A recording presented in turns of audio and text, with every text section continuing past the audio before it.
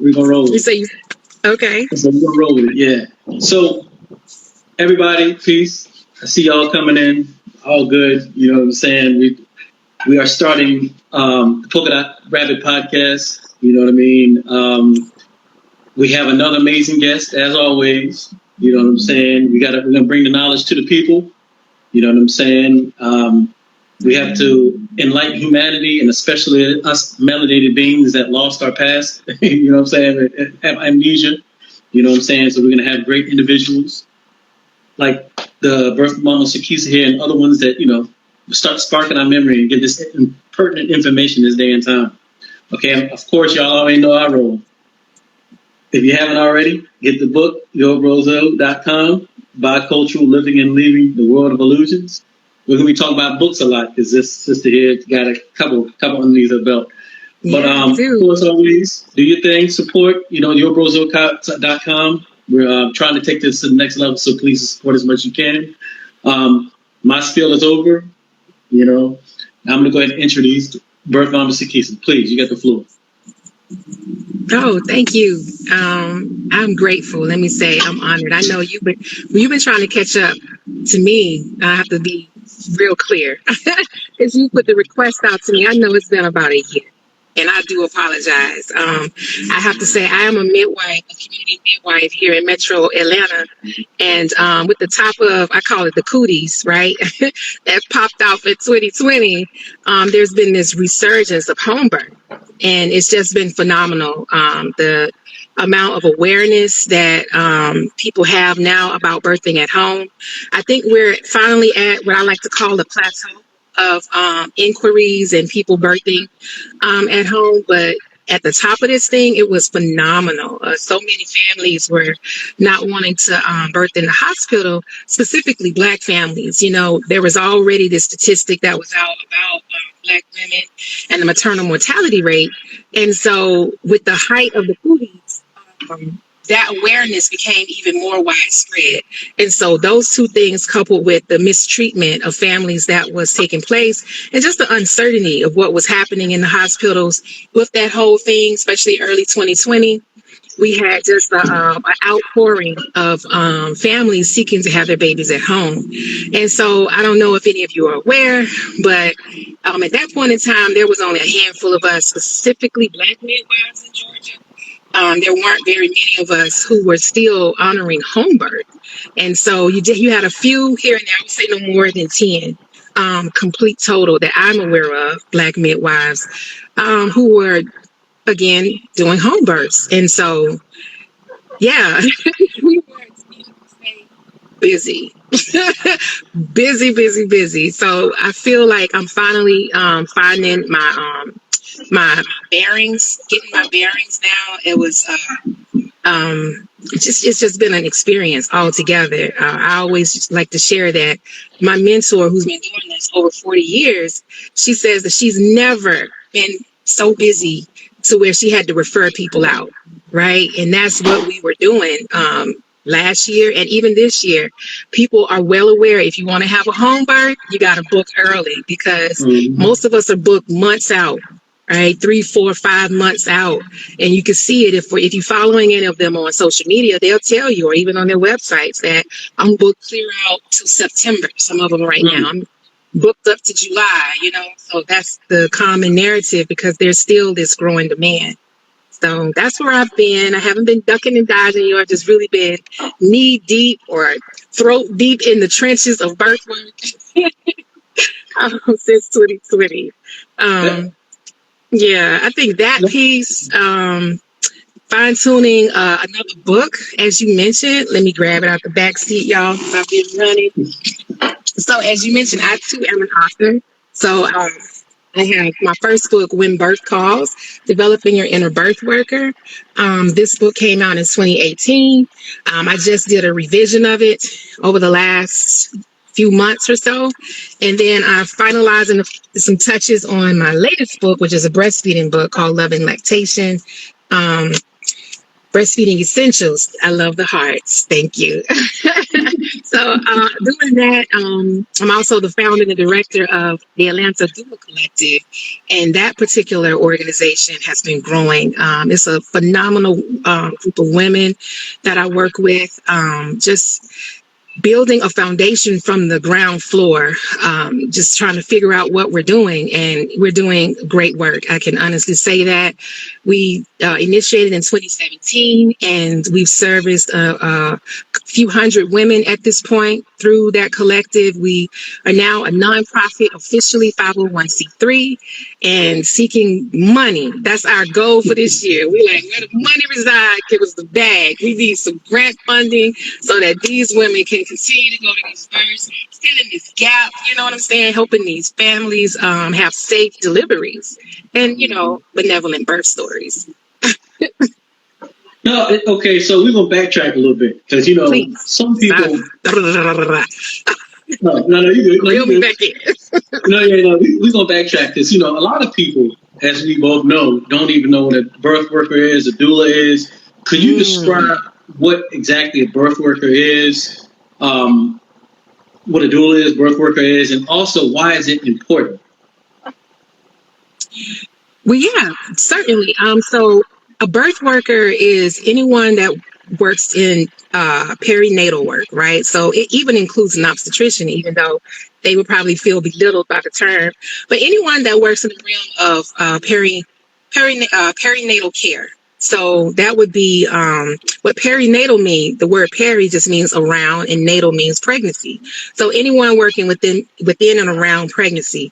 So that would include your midwives. A doula is someone, and I'm so glad you mentioned that, because I want to give an explanation of the difference between a doula and a midwife, because I receive this question a lot. And even families that reach into me, sometimes they're confused about who they're seeking. They may refer to me as a doula, or they think they're looking for a doula, and I'm not, and I'm telling them, no, I'm a midwife.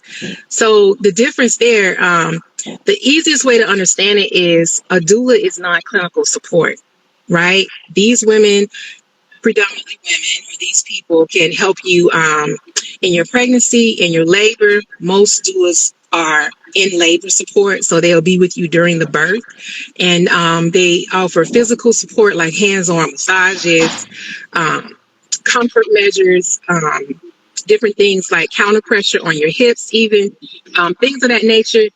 They offer emotional support, they offer emotional support, which is, just gentle words, loving words. You got this. Breathe, mama. You can do this. Your cervix is opening. Your baby is coming down. Things like that. They are real big on information. Personally, I feel like that's one of the greatest components that a doula brings to a family, because that information helps to break that fear, tension, pain cycle that a lot of families experience in labor and birth. And that fear, tension, pain cycle debunks the hormones that's needed to birth your baby. So they're really, really good at stepping in and giving you information to help you make informed decisions. They're great at advocating for you and the choices that you want for your birth. So those are the things that doulas do, non-clinical support. Some of them also center postpartum, so where they come in and help you in that postpartum period. Can you still hear me okay? I feel like my mic. Awesome. I felt like my mic did something weird. But they also can help you with postpartum. Yeah, they can do like meal prep, help you with breastfeeding, caring for the baby, watching the baby while you shower or take a nap, or run to the store or whatnot, or run to the store for you. But kind of like a postpartum nanny, so to speak. Again, non-clinical. Midwives are clinical. Our work predominantly is all clinical. We're doing labor management. So we're doing your prenatal management. We're checking heart tones, vital signs, vaginal exams. We're trained in helping to navigate safe, healthy deliveries. That's really what midwifery does. So even in the postpartum, we're still managing and safeguarding that postpartum process for both mom and baby. So we're trained. Our scope of practice, I like to always tell folks, is normal. We're trained in what normal birth looks like. right? And so because we are so ingrained and knowledgeable about what normal looks like, we understand what is abnormal. So we can refer out for that as well, refer to an obstetrician. So in those areas where you have healthy birth outcomes, midwives support normal low risk pregnancies, and obstetricians only focus on high risk pregnancies. And I really do think that's the greatest issue here in the States is obstetrics greatly outnumbers midwifery, no matter what the color line is. And I think that's the greatest issue as to why we have such poor outcomes, because obstetricians are trained surgeons. They really have no business tending to normal birth, which can be very boring. And out of the horse's mouth, I've heard them say that. Like, I heard one obstetrician told me that they're adrenaline junkies. They really are prefer to do something. They went into this work, they learned all these tools, they have all this knowledge. They want to manage it in a different kind of way. That's their training. They don't know how to keep their hands off of you for real. So, and I'm stereotyping, but ultimately that would be the difference between an obstetrician, a midwife, and a doula. And they all fit under the umbrella of what we would consider a birth worker. All right. Okay, so now since you laid that foundation, I got a question because I remember reading some article. I think it was Serena Williams was talking about the issue she had having her baby, and then it kind of snowballed into other places, talking about how like melanated women have a hard time in hospitals because they get treated unfairly, you know, and et cetera. So could you kind of talk about the difficulties that are the basic difficulties that melanated women have going into these hospitals, and also how doing what you do, you know, can prevent that, or you know, it gives them an option to? Certainly. I feel like the root of it is cultural competency. And what's coming forward more now is that a basic culture competency class does not really qualify you to attend and support Black women or brown women, for that matter, or anyone outside of your color spectrum. The bottom line to that is we're not heard. I think that's the most voiced. What would be a good word? That's the most voiced concern coming from the Black community, women who've birthed in the hospital. I just had a conversation today with one of the ladies on our team. We were working on something completely different, a curriculum that we're lifting up called Understanding Birth Work, intermediate doula training, coming to you in May. Look out for it. But we were discussing that training, and she was relating to a birth that she just did last week, and how the mom was complaining over and over again right after the birth that she had pain, excruciating pain in her rectum. And she said they wouldn't listen. They was just telling her, oh, that's normal. You're just a little sore. That's all it is. And for one, you really shouldn't have that kind of pain in your rectum, but that's a whole nother story. And so the doula, again, a great advocate, listening to her and understanding she's been to several births. And so she understands this whole scenario looks a little abnormal. And the mother, she said, begins to shake in excruciating pain, said, I'm hurting. And so the doula advocated for her and was like, y'all need to check her. Come to find out, she had what's called a hematoma, which is a profuse swelling underneath the skin, trying to keep it simple, within her yoni, within her vaginal area. She had, and she said they had to drain over 700 milliliters of fluid, of blood from that. That is an incredible size in my mind of a hematoma. Imagine if it had burst. Now we're looking at a hemorrhage situation. You see, and all because whoever were the care providers, and these were Black women that were catering to her, were not listening to her. They didn't hear her when she said, I'm in pain. And so I think that's the most voiced concern amongst us when it comes to our mistreatment in the hospital. I want to lift up an app. There is a sister that's releasing the app, Kimberly Seals Allers, and it's called the Earth, IRTH app. It's actually being featured right now on the Apple Store for Black History Month. It's their featured app, and it will allow the community at large to rate their provider. which is phenomenal. It's like the Rate the Professor app, where you can rate your obstetrician, the hospital, the birth center, the midwife, the doula. You can rate them all, which is awesome because it's going to give access. It's going to give the power back to the community. And then it'll help you. Like if you know somebody gonna leave a Yelp review on you, you're gonna tighten up your game a little bit, right? You're gonna be more careful about the words coming out your mouth and how you care for your patients.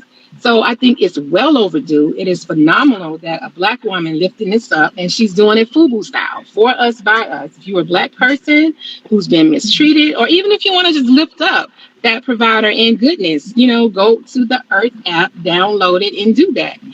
So that's the biggest one. I will say the 3 top reasons for maternal loss, and this is a subject that's near and dear to my heart, and I'll tell you why in a moment, is hemorrhage, and this is worldwide. Hemorrhage, infection, and preeclampsia, which is hypertension on the postpartum side.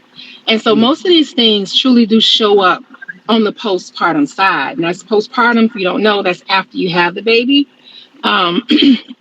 And so the first 40 days is the greatest window of loss within the United States. We lose a lot of women, specifically Black women in the United States in those first 40 days for one of those top 3 reasons.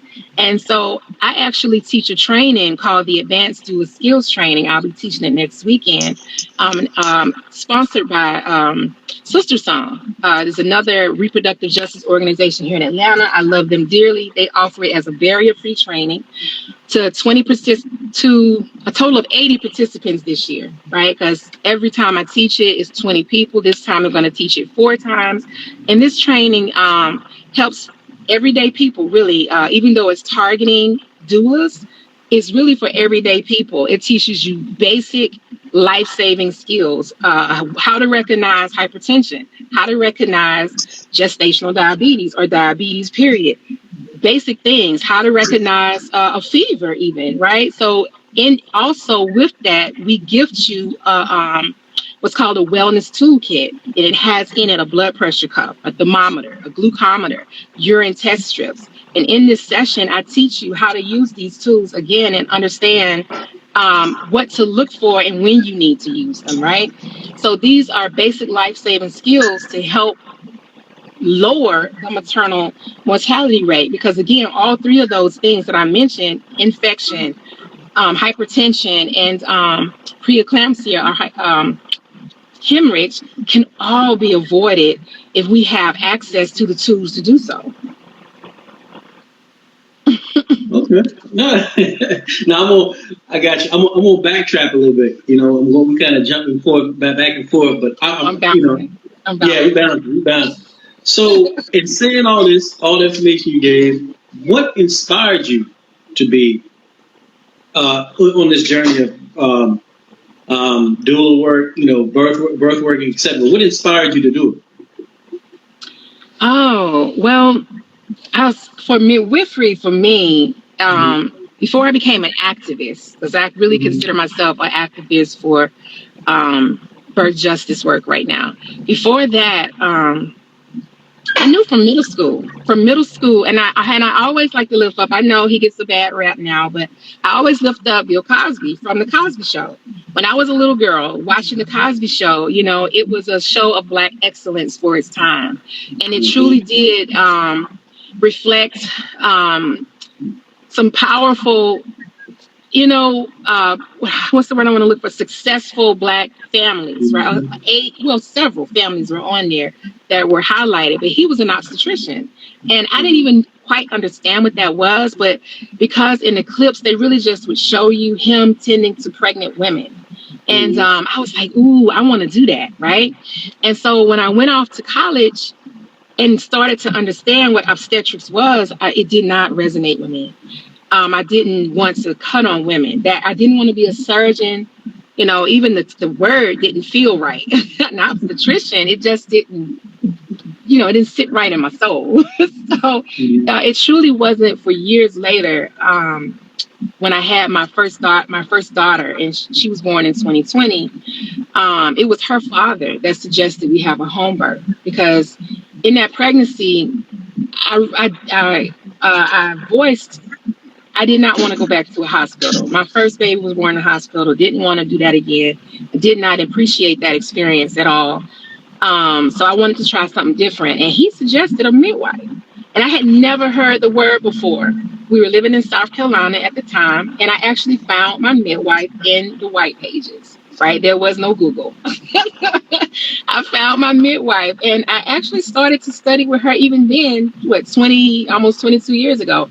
I started studying with her, and then I put it down. Life happens, but birth work stayed near and dear to my heart. Picked it back up after I had all my children. In 2006, I became a doula. And then in 2010, I went under the tutelage of the elder midwives here in Metro Atlanta. And, it took me some years. I always say, apprenticeship under those elders was like hazing for 5 or 6 years. So hazing a fraternity for like 5 or 6 years. But I got through it. I thugged it out. I did it. I got my badge. And I started serving families on my own in 2017. So it is truly a labor of love. And I wrote about that too. I talk about that in my book. I think a lot of people can be fantasious about this work. Many women specifically are attracted to birth work to heal their own birth traumas. It can do that for you. I think those situations are short-lived. It serves them, and then they move on to do other great things in life. But those who go for the long stretch, they understand that it is a lifestyle. Birth work is a lifestyle. All of my children were raised in this work and in this lifestyle, and it just looks different than anyone else. Having your mom gone 1 to 3 to 4 days at a time because she's out of birth, understanding that we can't schedule things if I'm on call. And everyone in my family and even extended family will say, are you on call? When are you going to be on call? Or don't be on call for my wedding, right? Everybody knows the term in my family. So it is a lifestyle. And it is certainly a labor of love. So I've been doing it at this stage. I claim it about 20 years. So you got your knowledge. You went through the ringer.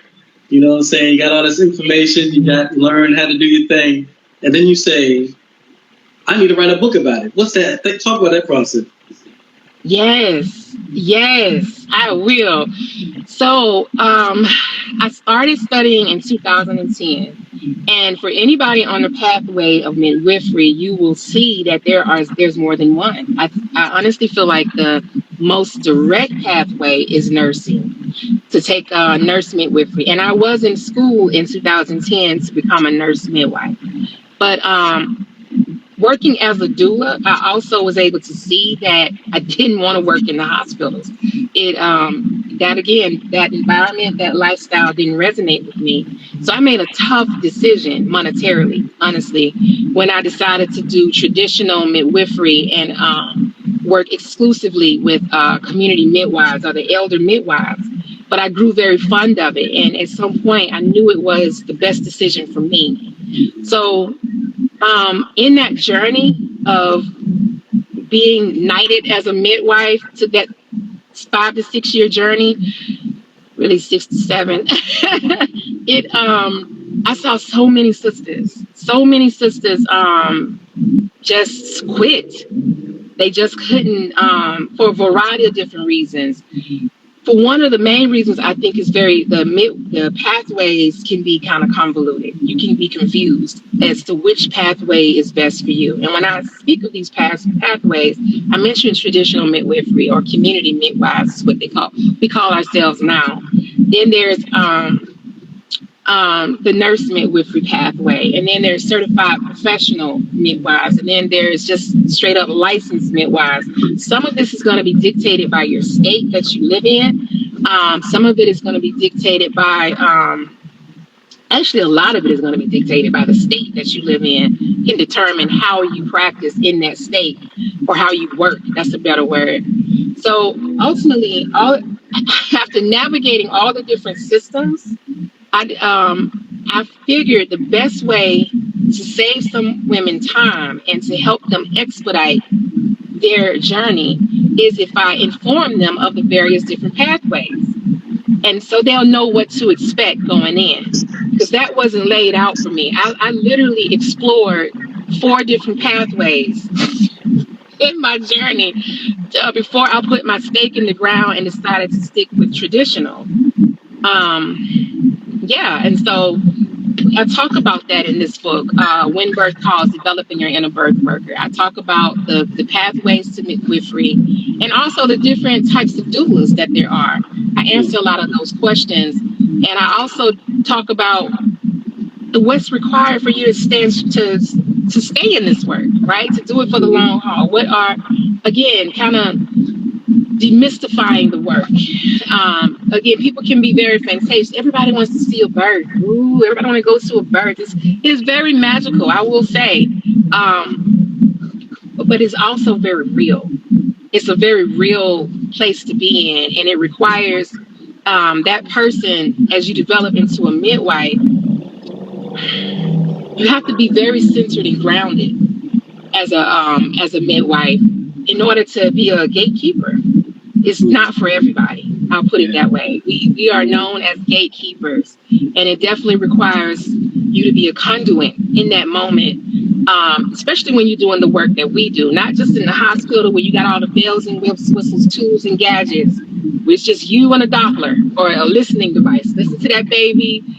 May have an oxygen tank or something if you need it. Just your tools are limited is my point.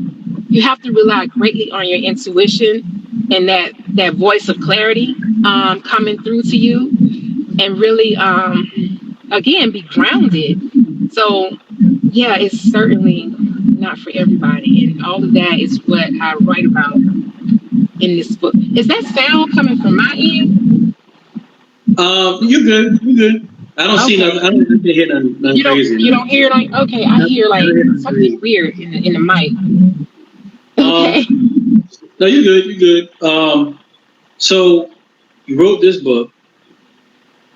The next book that's coming up, what is the process behind that book? Why did you write it? Etc. Great question. And honestly, Love and Lactation is a book that I had been working on before this one. This one kind of jumped ahead because I was teaching, and I guess this is also relevant. Once I completed my training, I started in 2017 teaching a session. I would hold a session over at Sister Song. They have an office space in the West End of Atlanta house. So I was teaching a workshop called Orientation for Aspiring Birth Workers. Can you still hear me good? Yeah. Okay, so it was called Orientation for Aspiring Birth Workers. And in that orientation, I would break down the things that I mentioned.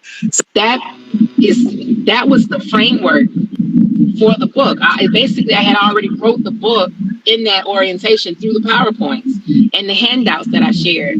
And so I was able to take that and just compile it, compose it more so in book format. And so it was very easy. I wrote this book in all of 2-3 months. It was very easy to push it out. The Love and Lactation actually came up for me when I was running lactation clinic. I'm also a certified. Well, I didn't maintain the certification. If anybody wanted to check me on it, but I was. I also worked for WIC as a breastfeeding peer counselor for about 3 years, and then in that 3-year span, I became a certified lactation counselor.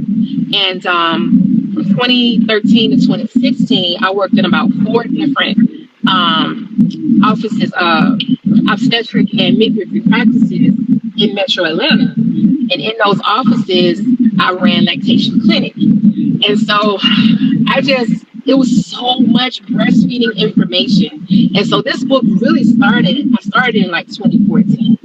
And I just started taking notes of the information I was sharing. I was creating pamphlets and handouts for my clients that I would see in clinic, and I would share those. So this book, again, is like a combination of a lot of that information that I gained over that time but Spirit really didn't drive me to finalize this book until probably, and this circles back to a point I wanted to bring up earlier. So,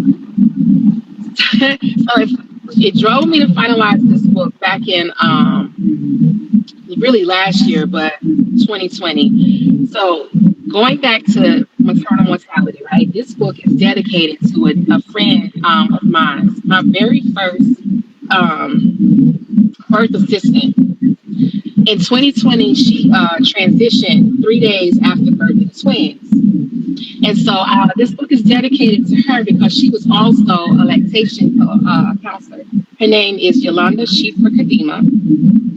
And her story is very tragic, very tragic. Insofar as, for one, she was the first Black birth worker that we know of to transition here in Metro Atlanta. And then when you have a person who is empowered and informed as she was, that's why it's so important to understand these things. Shifra was not only a lactation consultant, she had been a doula for many years. She was also an aspiring midwife. So she was out here assisting me and assisting other families with their home birth. So she was very knowledgeable. And so for someone like that to still transition after birthing her twins, it struck the community by storm. And so I felt compelled to finish this book.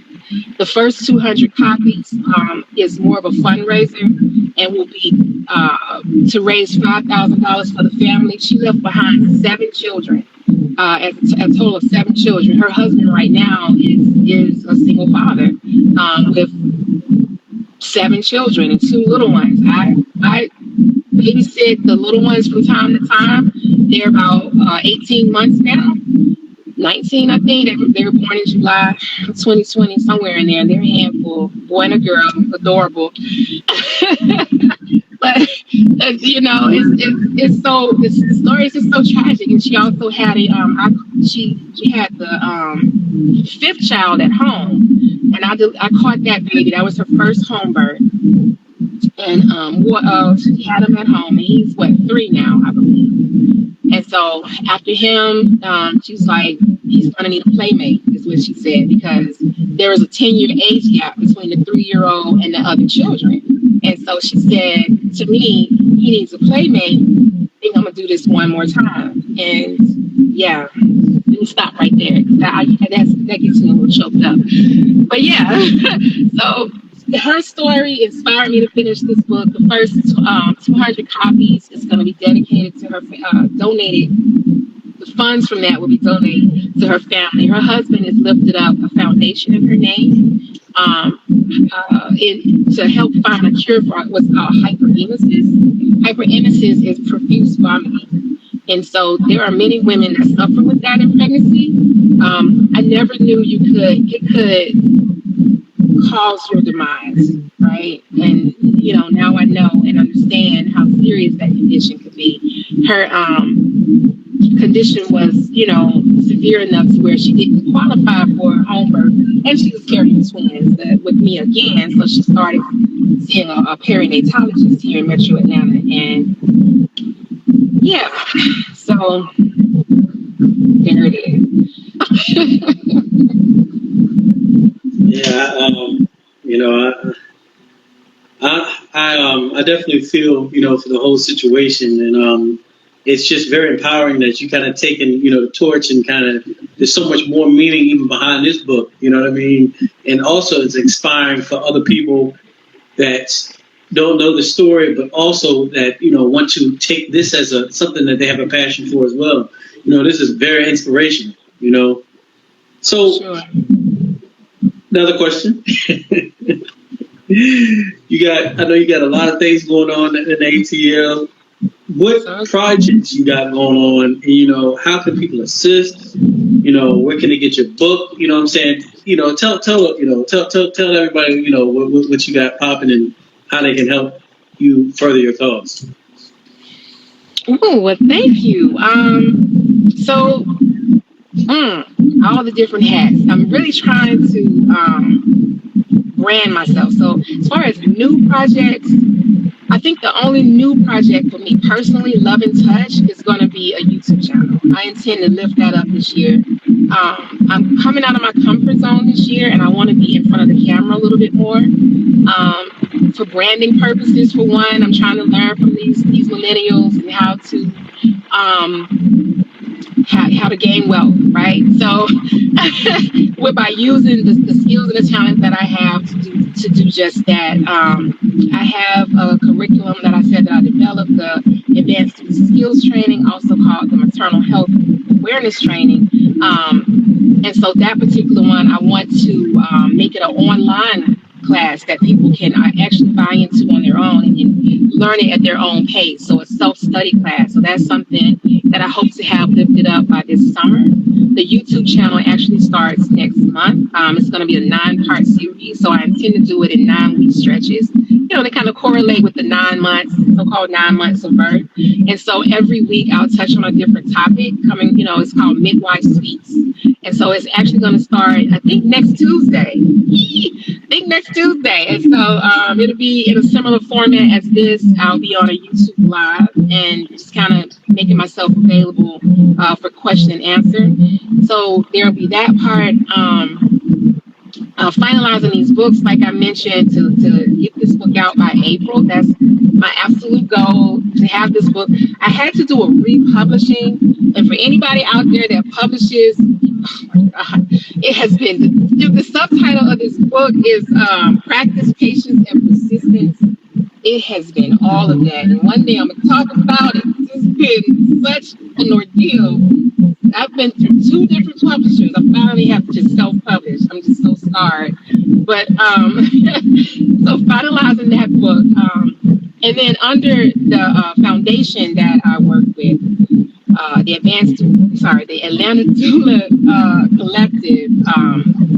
No new projects, but continuing projects. Right now, we have the Mama Talk every 3rd Saturday. We just had one this past Saturday. It's called Financing Your Future, which I want to say that is on the forefront of my mind this year. Our foundation wants to center financing and helping families understand more about money and helping money work for you. And so that's one of the things that we're studying in-house for our foundation. So we want to make that more available to the community. We had a person come on last Saturday, a sister out here that does credit restoration and help you align yourself for government grants. And we had her on, and she gave a wealth of knowledge. So every 3rd Saturday, we have the Mama Talk. We also have the Pickle, Pregnancy Information Circle and Lunch. It's a childbirth education series. We have that running right now bi-weekly. And I think that's it. The Understanding Birth Work training today.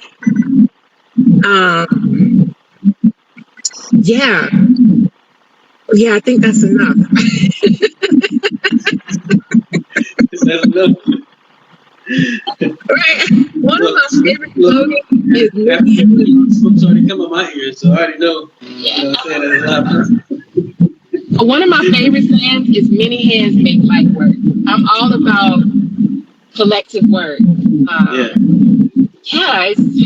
That's how the Atlanta Doula Collective was birthed.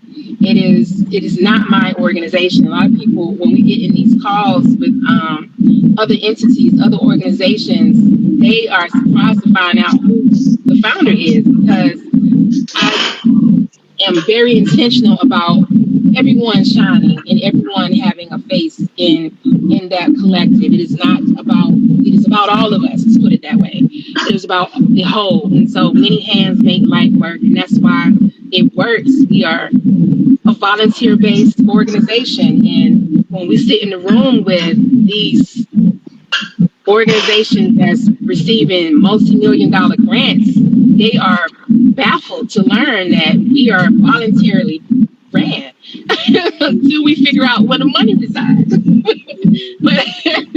but we stand on that, the collective work, right? Collective economics, all those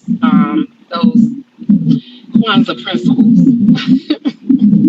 Yeah, I think people underestimate the importance of what you and your family or people are doing, because if it isn't for people like you, especially this day and time with I call them the heebie-jeebies, you call them the cooties, and just the way that things is transferred, like, you know, our future really resides in what y'all are doing. You know what I mean? Literally, it's in your hands. You know what I'm saying? As far as with the youngins. So you know, the new beings. You know what I'm saying? Yeah. So, any parting words? You know what I mean? Anything that you want to, you know, kind of talk about, or kind of, you know, just put out there? Anything you want to, you know, give the folks?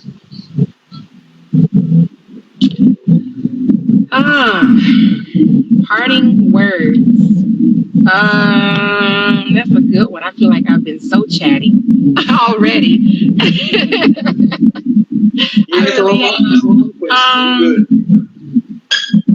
I mean, for whatever reason, what just came up for me, as crazy as it sounds, is know your blood pressure. Understand your blood pressure, right? You know, and definitely center your immune system. It's a lot. It will save your life, right? Those two various things. And I say that blood pressure thing laughingly, but it is truly a silent killer. And it can really be managed and controlled if you just buy you a blood pressure cuff. You can get one at Walmart and understand what your personal blood pressure is, right? Especially as you start to cross over into, not even, I was about to say in your 40s, but not even anymore. Like, I think with the cooties and the Black Lives Matter movement, we saw a lot of, you know, just civil unrest, and a lot of people were dealing with anxiety, right, on various different levels. And so, and still do. I'm saying it as it was past tense, but it's still very prevalent in many of our lives. This whole heightened anxiety lifestyle that we live, which causes your blood pressure to go up.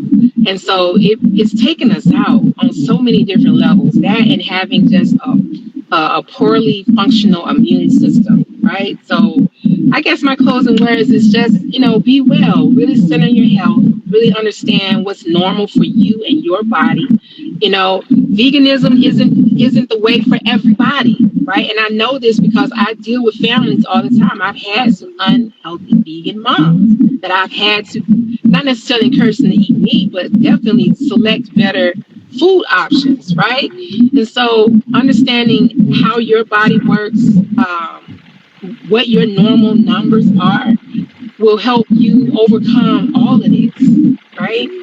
You know, are you I'm gonna put you on the spot. So I'm gonna put you on the spot. Did you get the jab? Did you get the jab? So I don't even know why you asked that question. You know that's a rhetorical question.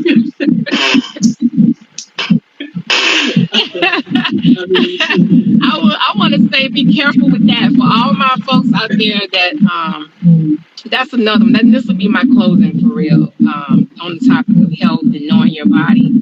So we get this question infrequently. We received it quite a lot last year, but not so much now. Should pregnant women get the jab? That's what we're going to call it. My answer to you is there is not enough information for us to give you to make an informed decision about that thing. What I can tell you is there has been an elevated amount of miscarriage and stillbirth ever since that jab came available to the masses. And so, deductive reasoning, I'm going to leave it right there. And these numbers probably won't be made public probably for another 4 or 5 years. How many people, you know, how many miscarriages and stillbirths would they be in that time frame? So I definitely feel there's a correlation. Don't know exactly what it is, but I think we can reason it out to be careful, make an informed decision about that thing. That's very powerful parting words, because, you know, and I'm just going to piggyback on that. Y'all, health is wealth, and if you can't play the game if you ain't on the court, you know what I'm saying? You can't play this game of life if you're not able to do what you do. So it is the most important day in this day. The thing in this day and time is your health. It is. You know, it's being put under the microscope now, but it is so important because, you know, I mean, I'm gonna tell you, like, I don't know, it was about a month. I think it was about a month ago, maybe 2 months ago. You know, I got sick. I didn't go and get the thing on my nose because you know, when I get sick, I just go and get some herbs. You know what I'm saying? I literally got some. I got my homeboy's concoction, platinum VK. I got some golden seal, echinacea, and black seed oil. You know, I was straight. So I already know how herbs work with me, so I don't even need anything foreign to assist me. If I was, you know, I ain't gonna front that thing. I don't know if it was a heebie-jeebies or not, but that thing, it threw me off the top of the building, you know. So I was headed up for like 3 days.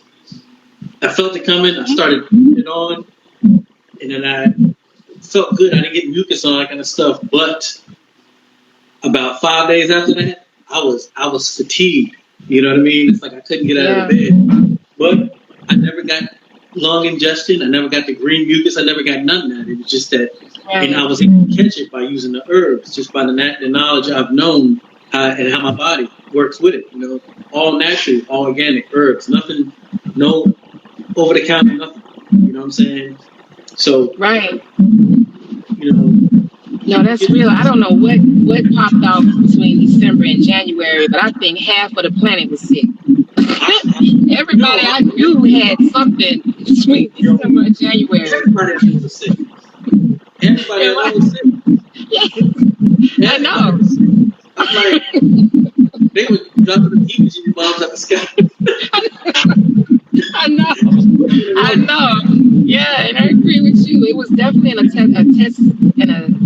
testament to your immune system. You know, when I overcame it, I felt like, oh shoot, well, we're working, we're good. The immune system is definitely functional. You know, everybody in my house caught it, whatever that thing was. You know, back in early January, we all had it. And what's so odd was we did get tested, and about half of the house tested positive, half of the house tested negative. No, I take back. My whole house tested negative. My daughter had went to an event where there was about 16 or 17 of them, and all of them caught it. Half of them, literally 8 of them tested positive, 8 of them tested negative. But they all were at the same party, and they all caught the same bug. So I don't know, but they all are survived. Great testament to their immune system. So that's why I think that health is a great topic to close out on. Centering it, as you mentioned, your health is definitely your wealth. I agree with you 100%. What's the point of having money if you can't enjoy it because you're sick, right? So I agree 100%. It's great guests like you who are always welcome at the Book of That Rabbit podcast. You know, we have to follow that rabbit and that hole. You know what I'm saying? Get that information, get that right knowledge. You know, you need that right knowledge, you know, to get you in the right place. You know what I'm saying? So that's all I got on my end. Like I said, in the future, once things start popping your book list, we'll love to have you back here. You know what I'm saying? Yeah, thank you. Please. Anything else we got? Are we good? Yeah, I mean, you can pre-order the book now on my website, right? So you don't have to necessarily wait for April. If you want to pre-order it now, you are welcome to it. Like I said, it'll only be 200 copies of this exclusive edition, and there won't be another. I think what I'm going to do is center a family every time I do another release of this book. So that'll be part of my activism. But if you want to get a copy of this one, I would say do it now. Yes. My website is Love and Touch, so LOVEN touch.com. Okay. All right. Well, y'all heard it here. Health is wealth. When you decide to have a baby, don't get all stand up, and then you want talented individuals to bring this new being into this existence. So that's a sum up of this episode. You know what I'm saying? And of course, you know, go to yourbrosir.com. You know what I'm saying? Support always. Get the book. You know what I'm saying? And we are out of here. Thank you, Zozer. Thank you.